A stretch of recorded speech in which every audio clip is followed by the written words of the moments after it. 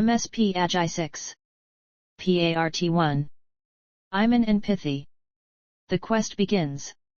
St. 0. The Island 2. The quest begins. The Island 2. In the afternoon, Professor arrived with the little group. The Island 2. The lakeside wind was cool, carrying a strange, suffocating stench of swampland from the water. Agi, Andy, Gabber, and the professor stood in the rushes along the shore, not far from where prehistoric stilt houses once stood. The professor's fingers trembled with excitement as he clutched the map. Incredible, the professor whispered, pointing toward the grim mountain towering in the distance.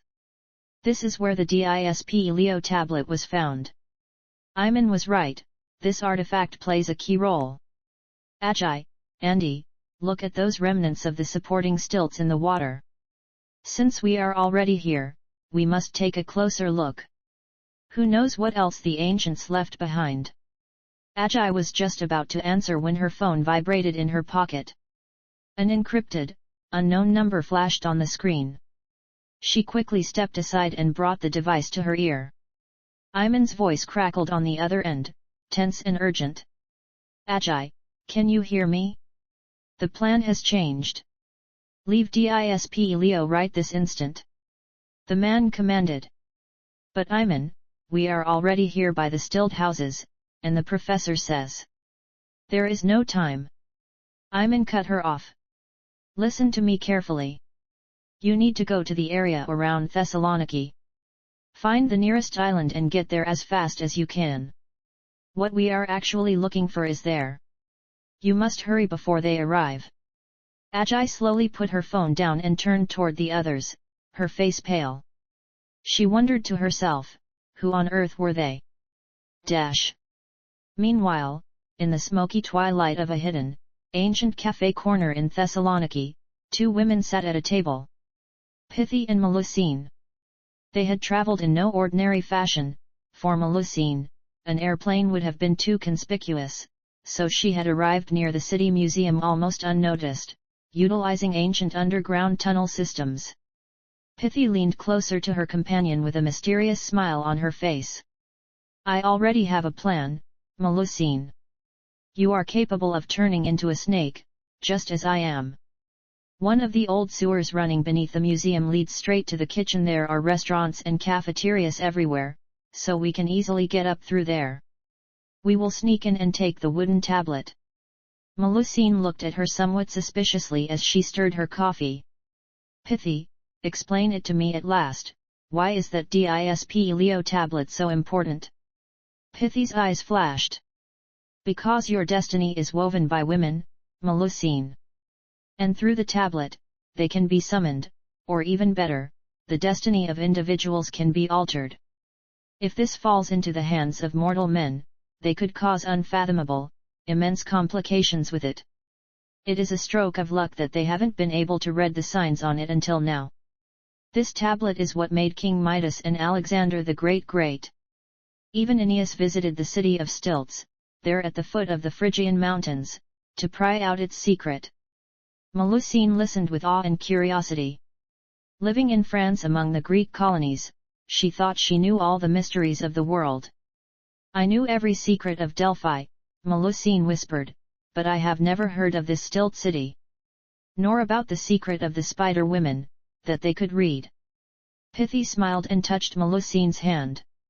We still have a lot to discuss about the true origin of destiny, my dear. Something that even Aymin himself doesn't know about. But for now, the most important thing is for the tablet to reach Dodona, into safe hands. As for the museum, well, a replica will do just fine. Melusine laughed quietly at the audacious plan. A few hours later, Agi and her group were already standing at the harbor of Thessaloniki. Gabber was arguing with a local fisherman to rent a motorboat, while the professor buried his nose in the map, searching for the coordinates of the nearest island. Found it! Andy cried out. A tiny, rocky island, barely a few miles from the shore. Officially uninhabited, but there is an old, ruined monastery on it. Or perhaps something even older. They quickly boarded the boat, cutting through the waves as they headed toward the island. When they docked at the darkening rocks, they set off toward the interior of the island along a deserted, stony path. Agi6's heart was beating wildly. Something kept her uneasy. Aymin's voice on the phone, and that strange feeling of being watched. Suddenly, they reached the mouth of an underground passage that led into the bowels of the island. The beam of the professor's flashlight illuminated the walls. "Look!" Andy whispered, pointing to the ground. Fresh, slithering tracks were visible in the dust.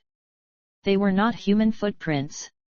Instead, they were two massive, parallel serpentine lines, as if two giant reptiles had crawled into the cave just a few minutes prior. "Snakes?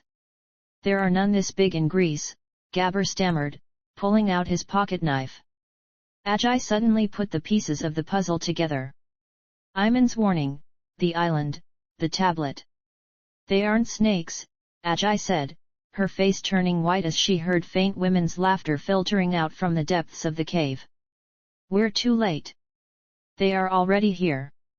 And our destiny is already in their hands." It was then that Pythie and Melusine stepped out from the darkness of the cave, now in human form. In Pythie's hand was a fake replica tablet, which she had ordered from a carpenter living on the island. They planned to trick the professor, knowing that once they eliminated Agi and her companions, swapping the real tablet would be an easy task. Agi turned pale, as if she had seen these two beautiful women before, though not like this, not in human form. Their eyes were what caught Agi's attention. They had reptilian eyes, yet they gleamed warmly, reflecting not venom, but wisdom, which left the young girl utterly confused. Κοιτά τον ουρανό, μαύρο έχει γίνει, μα η καρδιά μου απόψε δεν θα κρυώσει. Βροχή, ας πέσει τώρα δυνατά, εδώ η φωτιά μας με